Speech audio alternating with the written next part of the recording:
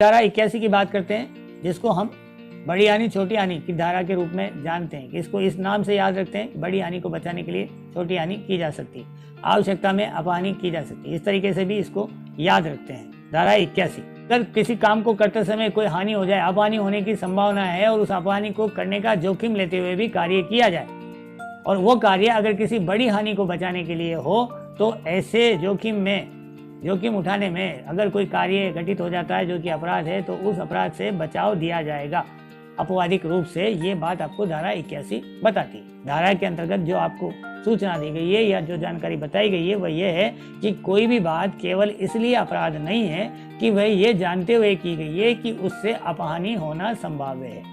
ये जानते हुए उस कार्य को किया जा रहा है कि हानि होने की संभावना है, फिर भी वो काम को किया जा रहा है। क्यों किया जा रहा है? क्योंकि हमें बड़ी हानि बचानी है।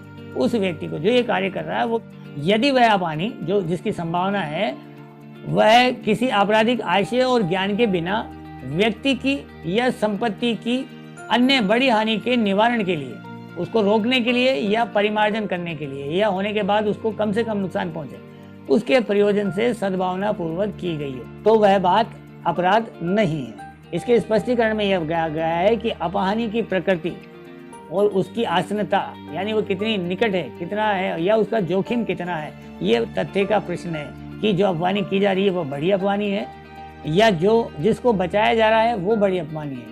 ये एक तथ्य का प्रश्न है कि किसको बड़ी अपहानि समझेंगे। और धारा 81 में कई तरीके से घुमा फिरा कर जो है प्रश्न पूछे जाते हैं। दृष्टांत इसका दिया हुआ है कि के नामक कप्तान जो है जहाज का, खे नामक नाव जो उसके सामने आ गई, जिसके अंतर्गत 20-30 व्यक्ति हैं, और उसको ये जोखिम हुआ कि अगर उसने रास्ता नहीं बदला तो वो खे जो नाव है उसको टक्कर मार देगा, और उसको बचाने के लिए उसको जहाज को मोड़ना या रास्ता बदलना जरूरी है। और रास्ता बदल रहा है तो वहाँ एक छोटी नाव ग्रह है जिसमें 2 व्यक्ति सवार हैं, उनको नुकसान पहुँचने का जोखिम है। लेकिन वह ज़्यादा लोगों की जान बचाने के लिए अगर मार्ग पलट लेता है और जोखिम उठाता है, जोखिम उठाते में ग्रह नामक नाव को अगर अपहानि पहुँच जाती है, चोट पहुँच जाती है, तो वह उस कार्य के लिए दोषी नहीं ठहराया जाएगा, उसको बचाव दिया जाएगा। तो इसके मुख्य तत्व जो निकल कर आते हैं वो ये हैं कि कार्य विधि की दृष्टि में अपराध हो, यानी कार्य जो किया जा रहा है वो विधि की दृष्टि में अपराध है, लेकिन किसी व्यक्ति के शरीर को या किसी संपत्ति की हानि को बचाने के लिए किया जा रहा है। कार्य को आपराधिक आशय के बिना किया जा रहा है और जो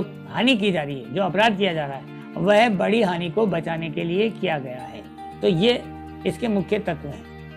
यहाँ एक उदाहरण और भी है कि एक व्यक्ति ने बड़े अग्निकांड से बचाने के लिए तो उसने कुछ मकानों को जमीन पर गिरा दिया ताकि आग आगे नहीं फैले। इस प्रकार के मामले में उसको बचाव दिया गया। एक व्यक्ति को लड़की छेड़ने के मामले पर काला मुंह करके घुमाया गया, तो बिशंबर दयाल बनाम रूमल नाम से ये IR 1960 का केस है। तो यहाँ जिस व्यक्ति ने उसको मुंह काला करके घुमाया उसको बचाव दिया गया, क्योंकि बचाव इस कारण से दिया गया कि इस प्रकार घुमाने के लिए अभियुक्त बनाया गया था।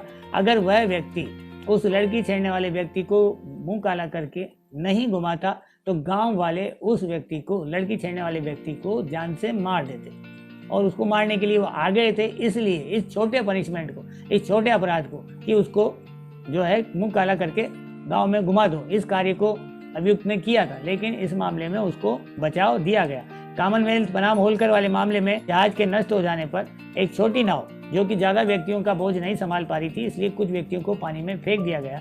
तो इस मामले में न्यायालय ने बचाव नहीं दिया, क्योंकि ये मानव जीवन को बचाने के लिए है, लेकिन मानव जीवन को ही आप संकट में डाल रहे हो या मानव जीवन को हर रहे हो, तो आप उस मामले में आपको बचाव नहीं दिया जा सकता। तो धारा 81 से संबंधित चर्चा में हमने आपको ये सारी बातें सामने रखी है। अगर आपको वीडियो पसंद आई है तो प्लीज़ लाइक करें, शेयर करें और हमारे चैनल को सब्सक्राइब करना ना भूलें। Thanks for watching.